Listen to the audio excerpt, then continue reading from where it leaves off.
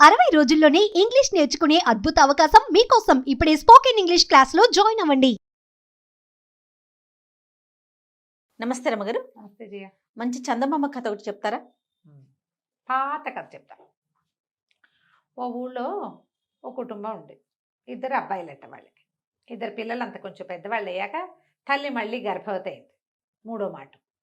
అయితే ఆవిడకి వెలక్కాయ తినాలని చాలా కోరికట. ప్రెగ్నెన్సీలో మగపిల్లలు కాస్త 7-8 ఏళ్ల వాళ్ళు అయ్యారు. 8-9 సంవత్సరాలు, 9 ఏళ్ళు ఒకడికి, 7 ఏళ్ళు ఒకడికి. ఇద్దరు మంచి చురుకైన వాళ్ళు. అయితే వెలక్కాయ వెలక్కాయ అని రోజు అడుగుతుంటే వాళ్ళు ఎక్కడుంటాయి వెలగపళ్ళు, ఎక్కడో అడవుల్లో ఉంటాయి, ఆడికి ఎవడెళ్తాడు, అవన్నీ నేను చావలేను, ఏదో చింతకాయ పచ్చడి చేస్తూ తిను అని నేను కేకలేసేవాడు. అయితే పిల్లలన్నా రోజు వెలక్కాయ కల్లోకి వచ్చిందని చెప్పేది తల్లి. వీళ్ళకి ఆ తల్లి కోరిక తీర్చాలని పుట్టింది ఆ మగపిల్లలిద్దరికి. సరే వీళ్ళు ఏం చేశారు, అందరినీ అడిగేవాళ్ళు, వెలక్కాయ ఎక్కడ ఉంది, వెలగ తోటలు ఎక్కడున్నాయి, వెలగ చెట్లు ఉన్నాయా అని అడిగితే వాళ్ళు ఎవరో చెప్పారు. అటు ఉత్తరం వైపు వెళ్ళే ఓళ్ళ దారిలో వెలగ చెట్లు ఉన్నాయని, అక్కడి నుంచి కోసుకోవచ్చు అని. ఈ పిల్లలిద్దరూ 2 రోజులకి 3 రోజులకి ఒకసారి వెళ్ళి చూసొస్తూ పర్వాలా మనం వెళ్ళగలిగే దూరమేనని ఇద్దరు పోయి అడవిలోకి వెళ్ళారు. వెళ్తే అది పెద్దగా మనుషులు తిరిగే ప్రాంతం కాదు, షార్ట్ కట్స్ ఏవో ఉన్నాయి, ఇంకో పక్క నుంచి వెళ్ళేవాళ్ళు. సరే అందరూ తిరిగేది కాకుండా కొంచెం నిర్జనంగా ఉన్న ప్రదేశంలో చూస్తే వెలగ చెట్లు కనపడ్డాయి. పిల్లలిద్దరూ ఏం చేశారు, చెరుకోవచ్చు ఒకడు చిన్నవాడిని ఎక్కించి పెద్దవాడి కింద ఉండి క్యాచులు పెట్టి ఒక 1/2 డజన్ పళ్ళు తెంపేశారు కదా. ఇట్లా పళ్ళు తీసుకుని ఇట్లా కిందకి దిగి తువ్వాల్లో మూటగట్టారు. మంచి మంచి వాసన వస్తుంది, వెలగపళ్ళ వాసన మహా రుచికరమైన వాసన, భలే పిలుస్తుంది. ఆ పళ్ళు మూటగట్టి భుజాన్ని వేసుకుని నడిచి వచ్చే లోపల ఒక బ్రహ్మరాక్షసుడు కనపడ్డాడు వాళ్ళకి, పిల్లలకి. ఆ చెట్టు వాడిది. పట్టేసుకున్నాడు ఇద్దరిని. పట్టేసుకుంటే కేకలు పెట్టారు పిల్లలు, వదిలే మమ్మల్ని వదిలింటే, ఎవర్రా మీరు, ఇంత భయం లేకుండా ఎందుకు వచ్చారంటే, ఆ కాదు వెలక్కాయలు కోసుకోవడానికి వచ్చాం, మా అమ్మకి వెలక్కాయలు కావాలంది అని చెప్పేసరికల్లా ఏదన్నాడు, ఎందుకు ఆ వెలక్కాయ ఏం చేసుకుంటుంది రా మేమన్నాడు. కాదు మా అమ్మ కడుపుతో ఉంది, ఆవిడకి తినాలంటే తీసుకోవడానికి వచ్చాము, అన్ని కాయలు వద్దు వదిలేస్తాం, 2 కాయలు ఇవ్వు చాలు మాకు, మిగిలిన నువ్వే తీసేసుకోమన్నాడు. అనేసరికల్లా వీడికి ఏం తట్టింది, ఈ పిల్లలిద్దరికి అక్కడ కడుపుతో ఉంది అన్న మాట ఇంట్రెస్టింగ్గా తోచింది ఆ రాక్షసుడికి. ఓరి వాడన్నాడు, మొత్తం కాయలు పట్టుకుపోండి, మీ ఇద్దరిని వదిలేస్తా, మేమ్మ కడుపుతో ఉంది కదా, కన్నాక ఆ పిల్లని నాకు ఇచ్చేయాలి. ఇప్పుడు ముందు ఈ పీకలు పుచ్చుకున్నాడు, వీడిని వదిలించుకునే ఉపాయం ఏమిటి? అక్కడి నుంచి పిల్లలిద్దరూ విదిలించి సరేనన్నారు. మరి ఇంకో దారి, చిన్నపిల్లలు ఇంకేమంటారు, ఏం చేస్తారు. సరే వెలక్కాయలన్నీ పుచ్చుకుని ఇంటికి బికమొహాలు వేసుకుని వచ్చారు. వాళ్ళమ్మ సరే వెలక్కాయలు వెలగ వాసన వచ్చేసరికల్లా వెంపర్లాడిపోయి గబగబా పచ్చడి చేసుకుని దానికి అన్నం పెట్టుకుని తిని, అబ్బా ఎంత సంతోషంగా ఉందిరా, ఎంతో బాగుంది అంది. బెల్లం వేసుకుని తొక్కి పచ్చడి చేసి పెట్టుకుంది, పచ్చడి చేసుకుంది. 2 పూటలు గడిచేసరికి పిల్లలు బిక్కమొహాలతోటి తిరుగుతున్నారు. రాత్రిపూట నిద్రలో ఏడుస్తూ కనపడ్డారు. అక్కడి నుంచి బతిమలాడింది, ఎందుకురా ఏమైందిరా, ఏదైనా దెబ్బ తగిలిందా, కడుపులో నొప్పిగా ఉందా, ఆకలిస్తుందా, నాన్న తిట్టాడా, 100 ప్రశ్నలు అడిగితే అమ్మ వెలక్కాయలు కోయటానికి అడవిలోకి వెళ్తే రాక్షసుడు పట్టేశాడు, నువ్వు కన్నాక పుట్టిన పాపాయిని తనకి ఇచ్చేయాలన్నాడే, లేకపోతే మా ఇద్దరిని చంపేస్తామన్నాడు అనేసరికల్లా ఇక భయమేసింది. కానీ పిల్లల్ని ఓదార్చింది గట్టిది. ఏమంది, ఒరే ఇప్పుడు కాదురా చెల్లాయో తమ్ముడో పుట్టాక కదా, ఆనాడు చూసుకుందాము, ఇంతకీ 4-3వ నెల కనాలుగా. సరే అక్కడి నుంచి సర్దుకున్నారు పిల్లలు. వాళ్ళ అమ్మ ఏదో మరిపించింది, ఆ కథ ఈ కథ చెప్పింది. రాక్షసుని ఎట్టా మట్టు పెట్టచ్చో బోళ్ళని చందమామ కథలు ఉన్నాయి, ఆ రోజుల్లో కూడా ఉండేవి. నెత్తి మీద వేడి నూనె పోయటం, అరిసెలు కర్ర పెట్టి నెత్తి మీద ఒకటి పెట్టడం, దుడ్డు కర్ర పెట్టి కొట్టేయటం, అట్లాంటివి బోళ్ళు కథలు చెప్పి పిల్లల్ని మాయబుచ్చేసింది. సరే కొన్ని రోజులకి కన్నది ఈవిడికి ఆడపిల్ల పుట్టింది. చక్కగా అందంగా బొమ్మలా ఉన్న పిల్లకి కనకమ్మ అని పేరు పెట్టుకున్నారు. సరే 6-8 నెలలు గడిచాక ఈ ఊళ్ళలో జనాలు ఎవరో మాట్లాడుకుంటూ అటు పోతూ ఉండగా వీళ్ళింటో ఆడపిల్ల పుట్టిందని బ్రహ్మరాక్షసుడికి కర్ణాకర్ణిగా తెలిసిపోయింది. ఒకరోజు వచ్చేసాడు వాడు రాక్షసుడు, వీళ్ళ ఇంటికి వచ్చేసరికల్లా ఈవిడ పంచలో కూర్చుని పిల్లకి పాలిస్తోంది ఒళ్ళో వేసుకుని. అది చూసి నీ కొడుకులిద్దరిని వదిలిపెట్టేశాను, ఈ పిల్ల కోసం ఇచ్చేయి, నా పిల్లని నాకు ఇచ్చేసేయి, నేను ఇచ్చిన వెలపళ్ళు దీనికి అన్నావు దీన్ని అని కేకలు పెట్టాడు. ఆవిడేమంది, అదేమిటి ఇంత పాలు తాగే పిల్ల, ఇది ఇంతుంది, ఇది నీకేం సరిపోతుంది, కాస్త 6-7 ఏళ్ళు 8 ఏళ్ళు రానివ్వు, పిల్ల కొంచెం పెరుగుతుంది, అప్పుడు ఇస్తా. మేము ఆటాపాట ముద్దు ముచ్చట చూసుకుంటాం, ఆడపిల్లలు లేరు నాకు, ఇద్దరు మగపిల్లలేను, అప్పుడు పట్టుకెళ్తూ కానీ అప్పుడు ఆ మాత్రం పెళ్ళైతే కదా నీకు సరిపోయేదని అనేసరికి సరేనండి రాక్షసుడు, ఇది పాయింటే కదా, అవును. పిల్ల కొంచెం పెరగాలి కదా, ఏ పండైనా పక్వానికి వస్తేనే రుచిగా ఉంటుంది, పచ్చికలస పాక ఏమి రుచి అని పిల్లను వదిలిపెట్టిపోయాడు. భర్త పిల్లలు గోల పెట్టారు, ఎట్లా ఎట్లా ఎట్లా తప్పించుకుంటే కొంతకాలం తప్పించుకుందాం తర్వాత చూద్దాం. ఉమ్. పిల్ల మంచి తెలివిగలది, దానికి ఏడాదికే నడకొచ్చేస్తుంది, ఏడాదికే మాటలు పాటలు అన్నీ వచ్చినాయి. ఈ 7-8 దాకా వీళ్ళ దగ్గరే ఉంది.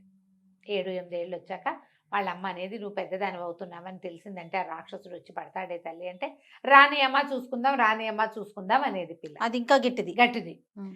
అక్కడి నుంచి దీనికి 8వ పుట్టినరోజో ఏమో వస్తూ ఉండగా రాక్షసుడు వచ్చారు ఒకరోజు. ఇక ఇప్పుడు ఏం చెప్పడానికి వీలు లేదు, అవును, పెళ్ళిని అవును. తెత్తునుంది. 7-8 వచ్చేసరికల్లా ఆడపిల్లలు సాగోరు ఉంటారుగా కొంచెం పొడుగ్గా, అవును. అక్కడి నుంచి ఆ పిల్లని ఎత్తి భుజానేసుకున్నాడు.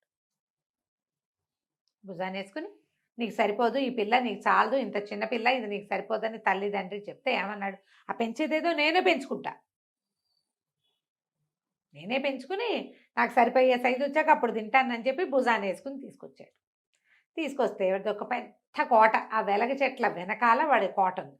ఉహు. చాలా పెద్ద ఇల్లు, చుట్టూతా చెట్లు గిట్లు ఉండి మామూలు మనుషులు ఎవ్వరు దానికి దగ్గరలోకి రారు, ఒక తోటల్లే ఉంది.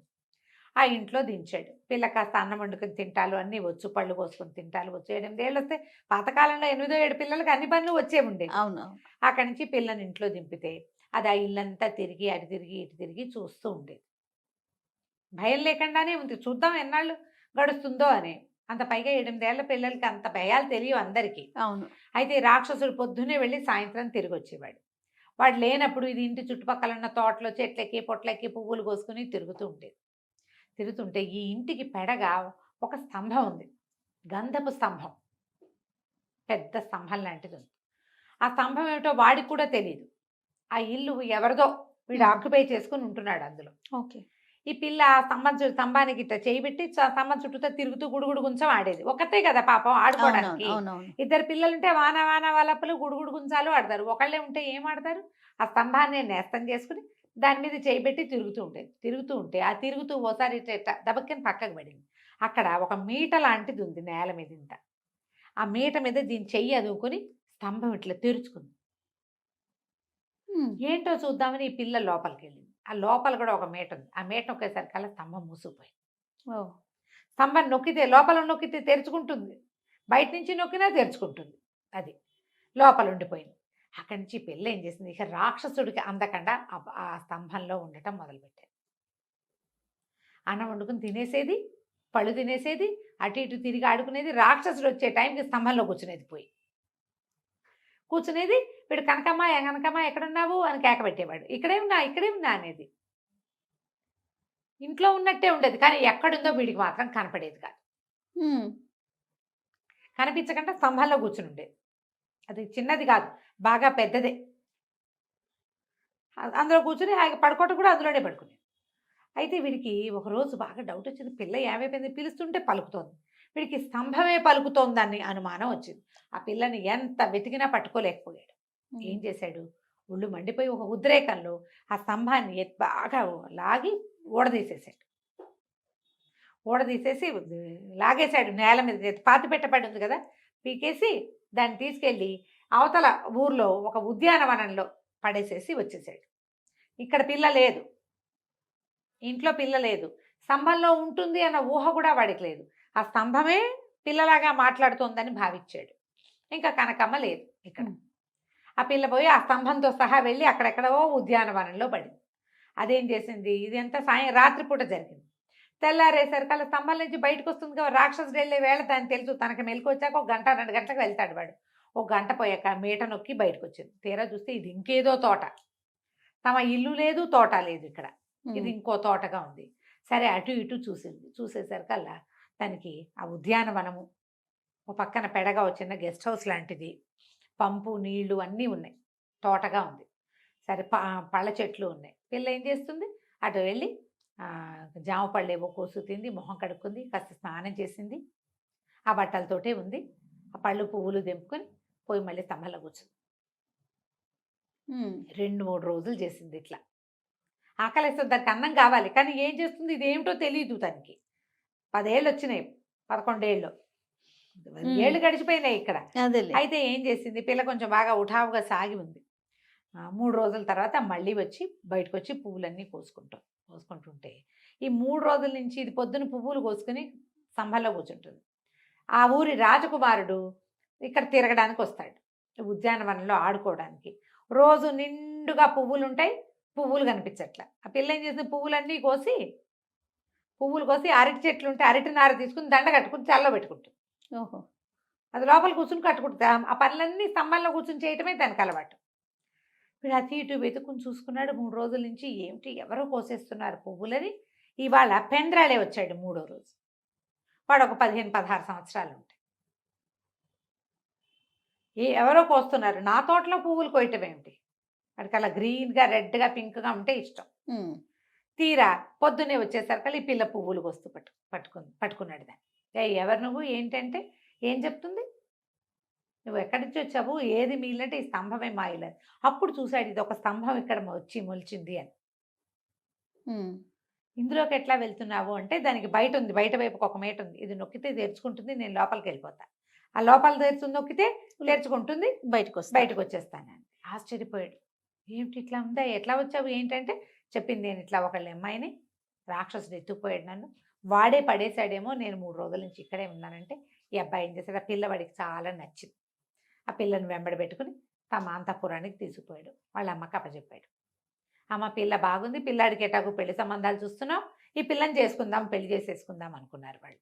అమ్మాయిని చక్కగా ఉంచుకున్నారు దగ్గర, దాన్ని శుభ్రంగా తిండి పెట్టారు. ఇన్ని రోజుల నుంచి రాక్షసుడి దగ్గర ఉంటే అదే స్నానం చేసి అదే జల్లేసుకుంటుందిగా, దాన్ని చక్కగా తయారు చేస్తే రాజుగారు ఆశ్చర్యపడి, పిల్ల పండల్లే ఉంది, మనం వెతికినా ఇంతకంటే మంచి పిల్ల దొరకదు కదా. పిల్ల అంతగా ఉంది, కుర్రాడికి ఆసక్తిగా ఉంది, దాని వెనకాల పడి తిరుగుతున్నాడు. సరే పెళ్లి చేస్తాము, ఇంకొంచెం కొద్దిగా పిల్ల సాగాక, పిల్ల ఈడేరాక పెళ్లి చేసుకుందాం అనుకున్నారు. పిల్లని తమ దగ్గరే ఉంచుకుని, మళ్ళీ వాళ్ళ ఇంటికి పంపిస్తే బ్రహ్మరాక్షసుడు పట్టేస్తాడు. తమ దగ్గరే ఉంచుకుని ఏదో చదువు చెప్పించారు. 13-14 ఏళ్ళు రాగానే పెళ్ళి అన్నారు. పిల్లాడికి 20 ఏళ్ళు వచ్చేసినాయి.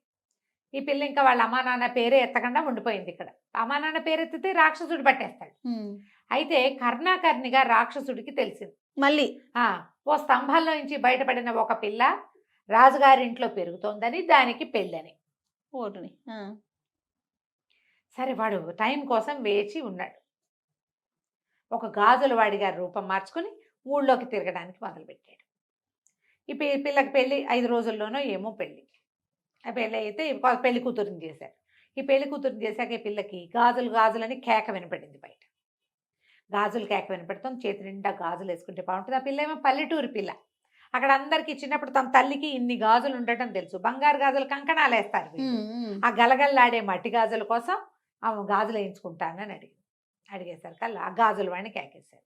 వాడికి చేతి నిండా గాజులు వేసి ఈ పిల్లని ముట్టుకునేసరికి ఇదే కనకమ్మని తెలిసిపోయింది. అతను చూసిన పిల్ల 11 ఏళ్ళది, ఇప్పుడు 14 ఏళ్ళు వచ్చి ఇంటెత్తునుంది. పట్టుకుని, ఓ కనకమ్మ, నన్ను గుర్తుపట్టేవా, నేనే పెంచాను నిన్ను, నీ పెళ్ళి కాదు, నేను నిన్ను వచ్చి తినేస్తాను, నీ పెళ్లి రోజునే నేను నిన్ను తినేస్తాను, ముందు రోజు రాత్రి వచ్చి నిన్ను తినేస్తానని చెప్పాడు. ఈ పిల్ల వలవల ఏడ్చింది, ఏం చేయాలో తెలియలే. చేతి నిండా గాజులు ఉన్నాయి, పెళ్లి కూతురుని చేశారు. పిల్ల బిక్కమొహం వేసుకుని కూర్చుంది.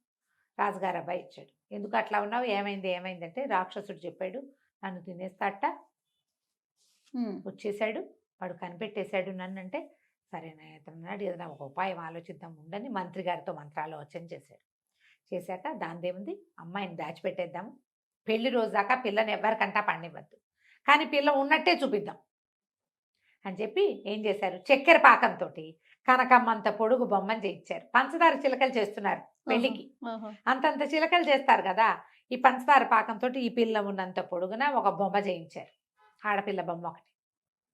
అంతంత బొమ్మలు కూడా చేస్తారు కదా చక్కెర బొమ్మ చేయించి దాన్ని ఏం చేశారు, ఆ పెళ్లి ముందు రోజు సాయంకాలమే ఆ పోత పోయిచ్చారు. ఆ బొమ్మని అంతఃపురంలో ఆ అమ్మాయి గదిలో పడుకోబెట్టారు. బట్టలు అవి దొడిగేద్దానికి ఓ దుప్పటి కప్పారు. ముందు రోజు రాత్రి వచ్చాడు, మర్నాడు పొద్దునే పెళ్ళి అన్నారు. అంత ఊరంతా సందడిగా హడావిడిగా ఉంది. రాక్షసుడు వచ్చాడు లోపలికి. వచ్చి అంతఃపురం లోపలికి వస్తే ఈ పిల్లని వీళ్ళు దాచిపెట్టేశారు.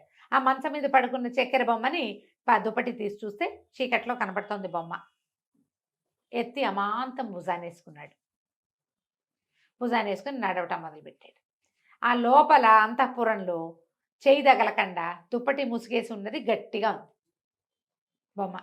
వీడు భుజాన్ని వేసుకుని గబగబా నడుస్తుండేసరికల్లా ఆ కదలికల వేడికి బయట ఉన్న వాతావరణానికి మెల్లిగా బొమ్మ మెత్తబడ్డం మొదలుపెట్టింది. పాకం కరగదు, అదేగా మెత్తబడేసరికల్లా ఏమిటే మెత్తగా అయ్యావు కనకమ్మా అని ఏమిటి అనేసి ఇట్లా అన్నాడు బొగ్గ. అనేసరికల్లా టుప్పుకున్న ముక్క ఊడొచ్చింది. ఆ ముక్క ఏమిటి ముక్కలు ఊడొస్తుంది అని నోట్లో వేసుకున్నాడు. తీయగా ఉంది. పూసిని ఇంత తీయగా ఉన్నావు ఏమిటే కనకమ్మా నువ్వు అని ఒక్క ముక్క చెయ్యి కాలు తినేశాడు. ఎంత తీయగా ఉంది కనకమ్మ అని చెప్పేసి మొత్తం చక్కెర పాకపు బొమ్మంతా తినేశాడు. కనకమ్మని తినేశాను అనుకున్నాడు. అనుకుని రాక్షసుడు తన ఇంటికి వెళ్ళిపోయాడు. మర్నాడు పొద్దున్న పెళ్లి చేసేశారు. ఈ పొద్దున్న తెల్లవారేసరికల్లా ఈ పిల్ల రాక్షసుడి పీడ విరగడైపోయింది. ఇంకా వాడు రాడు అనుకోగానే మా అమ్మని నాన్నని పిలిపించండి, వాళ్ళ సమక్షంలోనే పెళ్లి చేసుకుంటానంటే వీళ్ళు కబురు చేసి వాళ్ళ అమ్మ నాన్న అన్నదమ్ములు ఇద్దరిని పిలిపించారు. అమ్మ నాన్న అన్నదమ్ములు ఇంతంత అయిపోయారు, పెద్ద పెద్దవాళ్ళు, అన్నయ్యల పెళ్ళిళ్ళు అయినాయి, పిల్ల లేదు కదా మరి వాళ్ళ దగ్గర. చక్కగా అంతా కుటుంబం అంతా వచ్చి దగ్గరుండి పెళ్లి చేస్తే వాళ్ళు ఏం చేశారు, ఒక భూత వైద్యుడిని పిలిపించి వీళ్ళ ఊరు చుట్టూతో మళ్ళీ రాక్షసుడు లోపలికి రానివ్వకుండా ఒక మంత్రాల కంచె వేయించేశారు. కనకమ్మ హాయిగా రాజుగారి అబ్బాయిని పెళ్లి చేసుకుని సుఖంగా కథ కంచికి మనం ఇంటికి. చిన్న ట్విస్ట్ కానీ చాలా బాగుంది. నమస్తే రమగారు. నమస్తే జయ.